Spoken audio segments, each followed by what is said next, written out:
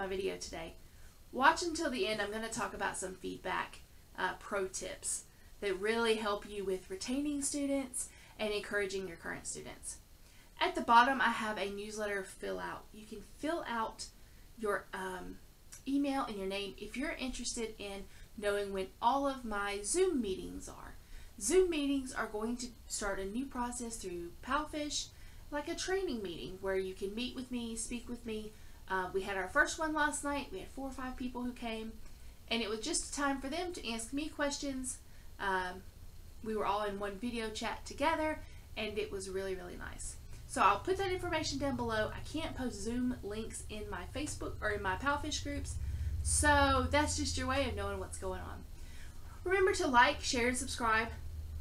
I haven't been posting as much because there are so many things in the works, including a super exciting video coming on Friday, I believe, having to do with taxes, and another video that's going to come out tomorrow that's going to be a rant video probably. In the meantime, guys, make sure you watch until the very end for my pro tips, and I'll see you later. Hey everybody, it's me, Tired Mama here, and I'm here today to talk about a very important subject. Actually, 2 important subjects. First one, feedback. Feedback is a vital part of any learning process. It lets you know what you've learned, where you're struggling, what you've failed at, and where you need to go from here forward. Without good, constructive, encouraging feedback, you really are missing a huge part of the learning process. So let's talk about how to give good feedback in an online ESL classroom. It can be struggling. It can be a struggle. Okay, so let's talk about ways to do it in an encouraging and informative way. I have a list, so if you catch me looking down, that's what I'm doing. Feedback should always be supportive. It should always be positive. That's not to say that you shouldn't be honest. If a student is struggling, the student is struggling. So if the student is struggling with, let's say, circling on the screen, you can say something along the lines of, little Johnny, while being a joy in class, is struggling with circling objects on the screen. And you can tell the parent, please refer to slide 1 that has directions. I would greatly appreciate it if you would help him figure this out before our next class. Being positive, it's asking the parent to help and notifying the parent there's a problem. Not negative, okay? Always be encouraging and give advice. In that example, I was very encouraging, saying, hey, he's great at doing this, but he's needing some help with this. It's asking for the parent's help by giving advice on what will fix the situation. Okay, praise. Praise, praise, praise. Always praise your student.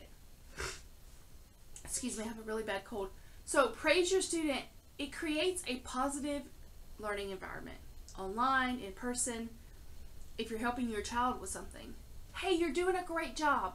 Let's keep trying. You know, and a lot of what we do with younger kids is, yay, good job.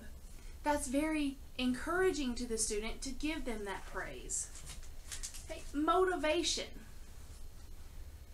Use the motivation of they want to learn more. You know, we know that they are either internally or externally motivated. If they're internally motivated, they have a drive to succeed because they want to get it right. If they're externally motivated, their drive comes from reward, which is fine. Make sure you're using a reward for that student. You'll notice those are the students who get excited over stars. That's a great way to tell the difference.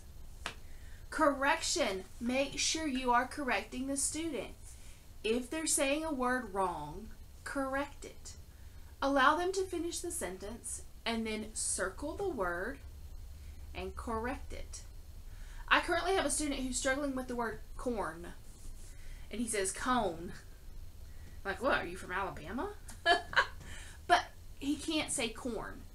So we circle it, we re-say it, we recite it multiple times.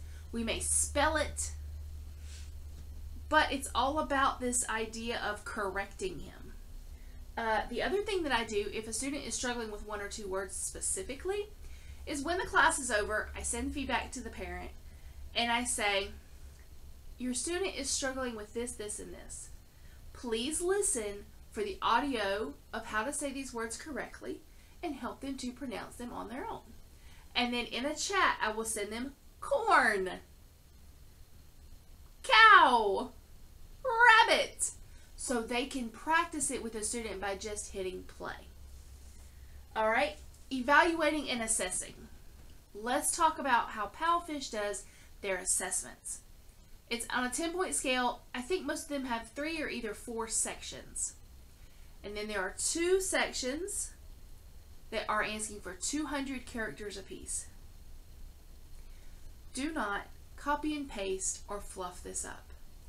This is your opportunity to say, little Johnny is really struggling with remembering the, a, and it.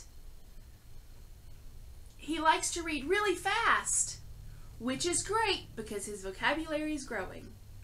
But when he reads fast, he forgets these smaller words that are just as important. Make sure that you write that out in a 200 character format. It won't take you that long, okay? The next box is praise for the student. Make sure you're telling the parent what they're doing well. Your little Johnny is so focused in class, he doesn't miss when I correct him. He knows how to circle. He knows all of his colors. He also knows all of his shapes: square, circle, triangle, and rectangle. He can tell you red, orange, blue, yellow, and green. Make sure that you're filling that out. The worst thing you can do is give some generic, poorly written feedback here. Okay? Because parents are going to know. If the feedback sounds generic and is not specific for the child, they're going to be like, why did I pick this teacher? When you give them true feedback on where their child is going, the parent will know that you're invested in their child and they'll want to stay with you. Like I have a student right now who's on level 4, he's reading wonderfully. He, in our conversations, told me he doesn't have a lot of access to English books right now. So I have been sending him passages in chat messages for him to read. I've also sent a list of books that he may enjoy. And his mother and I have chatted back and forth about the books that he likes and the ones he doesn't like. In a way, because I'm encouraging him to read 30 minutes every single day out loud. You may remember, like when my daughter was in 1st and 2nd grade, they had word list. And they had library books. And the teacher always said for them to read out loud 15 to 30 minutes every single day. Well, that's because that's vital. Think about it. If all of our students read out loud for 30 minutes every single day, even to their non-English speaking parents, it's the practice of the words that counts, okay? These are things that you can recommend to parents. Here's my pro tip for you. A lot of us send feedback in Chinese. If you're going to do that, 2 tips.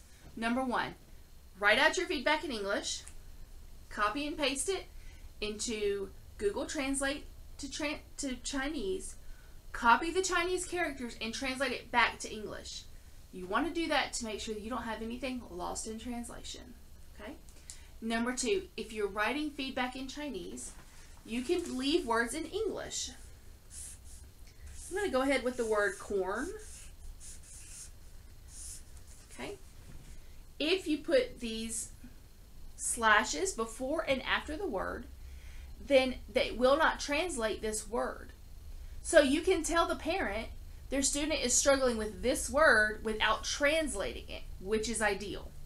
You want them to know this is the word and then send them the voice of how to say corn. Okay? Those are just pro tips from me. I know I said I was going to do this video on 2 different topics. I'm going to wrap it up here with 1 though. Remember, feedback, feedback, feedback, feedback. It's the most important thing you can do, okay? Don't copy and paste it. Be genuine and be supportive. I hope that you all have a wonderful, wonderful day, and I hope to see you in the classroom real soon. Bye, guys!